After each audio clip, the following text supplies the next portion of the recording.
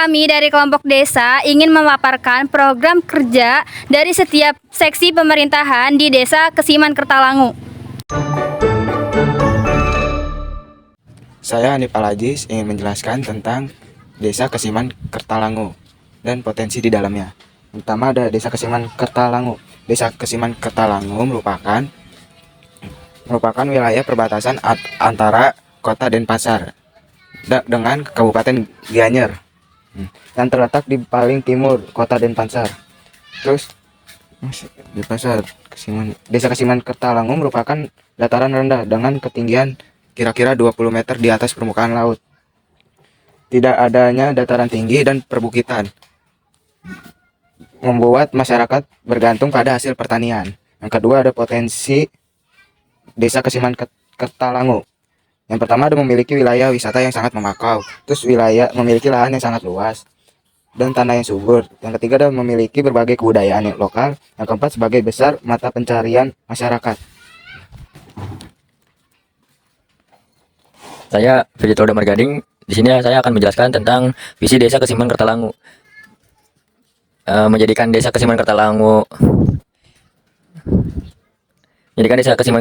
yang aman, bersih, dan berbudaya, serta pemerintah desa yang ramah, efektif, efisien, dan akuntabel, dan transparan dengan prinsip pada gerhalang.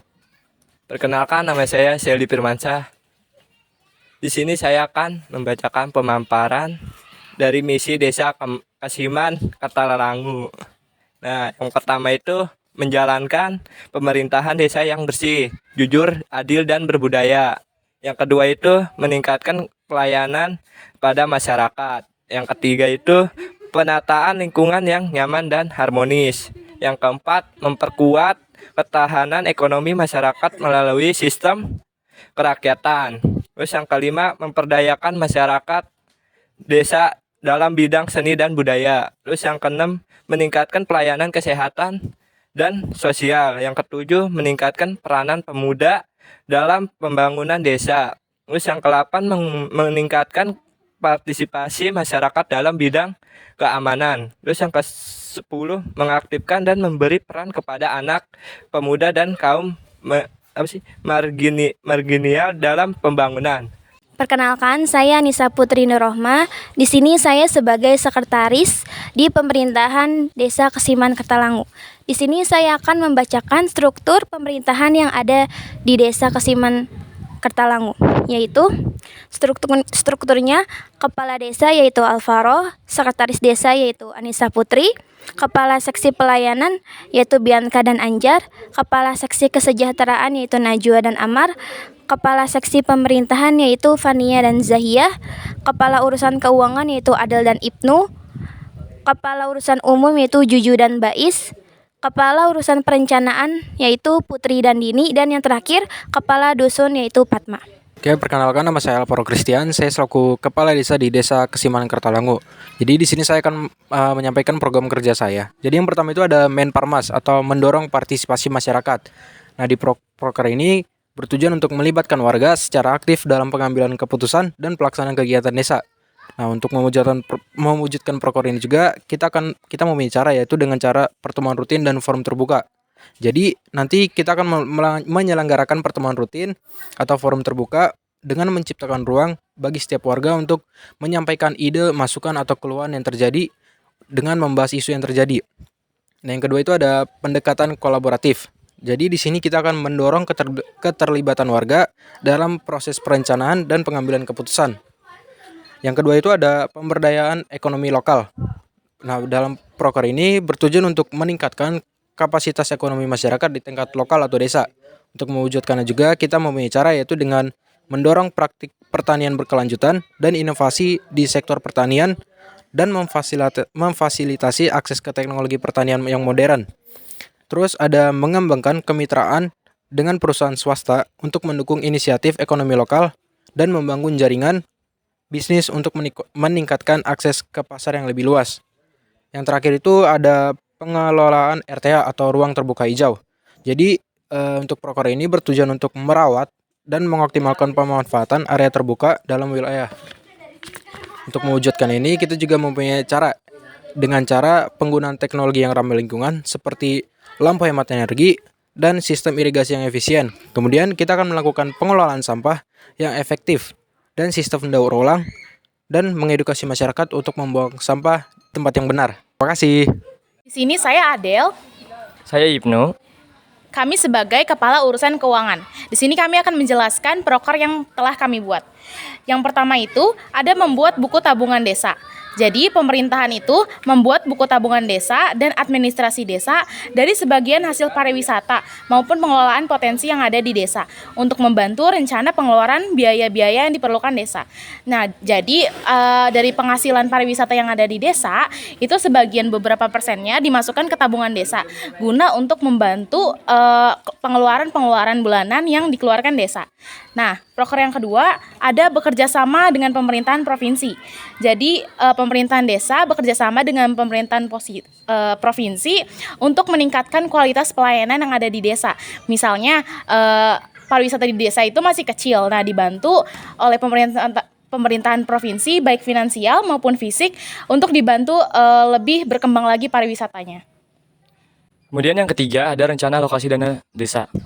Nah, alokasi dana desa ini bertujuan untuk pembangunan wilayah desa dan pemberdayaan masyarakat yang ada di desa tersebut. Dan juga untuk mensejahterakan masyarakat desa tersebut. Terus kemudian yang keempat ada rencana alokasi dana desa yang berasal dari APBN. Rencana alokasi dana desa yang berasal dari APBN ini bekerja sama dengan pemerintah, kota, dan provinsi. Dan dana yang didapatkan dari APBN ini bersumber dari APBD dan minimal berjumlah sekitar 10%. Halo, saya Juju Haria dan partner saya.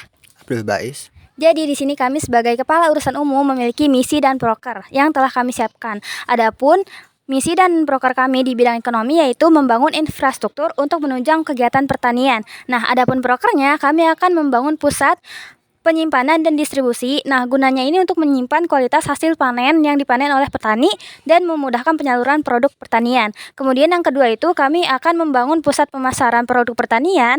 Tujuannya untuk memasarkan produk pertanian secara efisien serta menyelenggarakan program promosi untuk meningkatkan awareness terhadap produk lokal yang ada di desa kami.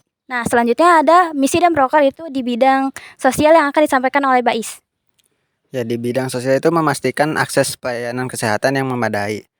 Prokernya itu membangun pusat kesehatan layanan di desa, serta menyediakan tempat layanan kesehatan seperti posyandu, pusat imunisasi, pemeriksaan kesehatan keliling, serta membangun program prenatal, perinatal, dan postnatal bagi ibu hamil.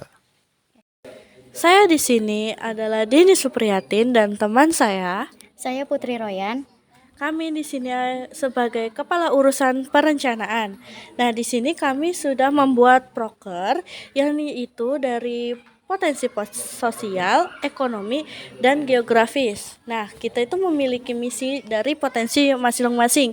Yang pertama ada potensi sosial, yaitu misinya pengembangan komunitas, yang artinya suatu proses yang bertujuan untuk memperkuatkan dan meningkatkan kesejahteraan masyarakat dalam suatu daerah atau wilayah tertentu. Sini ada contoh kegiatannya. Yang pertama ada kampanye lingkungan, seperti pembersihan lingkungan, penyuluhan lingkungan, dan penggalangan dana untuk proyek lingkungan.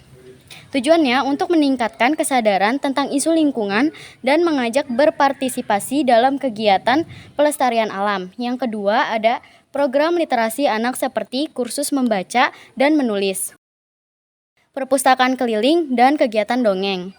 Tujuannya untuk meningkatkan tingkat literasi anak dalam komunitas. Nah, yang kedua itu ada potensi ekonomi. Nah, ekonomi misi kita itu adalah pengembangan usaha mikro dan kecil. Contoh kegiatan ini yang pertama ada bimbingan kewirausahaan, seperti program pendampingan antar wirausaha, sesi konseling bisnis, dan pertemuan networking. Tujuannya untuk memberikan dukungan mentorship bagi pemilik usaha mikro dan kecil. Yang kedua, ada pelatihan keterampilan bisnis seperti workshop, manajemen keuangan, pemasaran online, dan pengembangan produk. Tujuannya untuk meningkatkan pengetahuan dan keterampilan manajerial bagi pemilik usaha mikro dan kecil. Nah, yang terakhir itu ada potensi geografi, yaitu misi kita untuk mengembangkan aksesibilitas dan transportasi.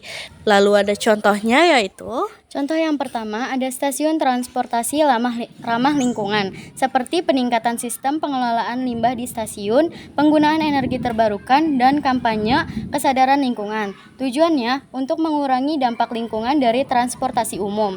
Yang kedua, ada peningkatan aksesibilitas difabel, seperti pemetaan jalur aksesibilitas, pelatihan penyedia layanan transportasi, dan perbaikan infrastruktur jalur pejalan kaki. Tujuannya untuk membeli aksesibilitas yang lebih baik bagi difabel dalam hal transportasi.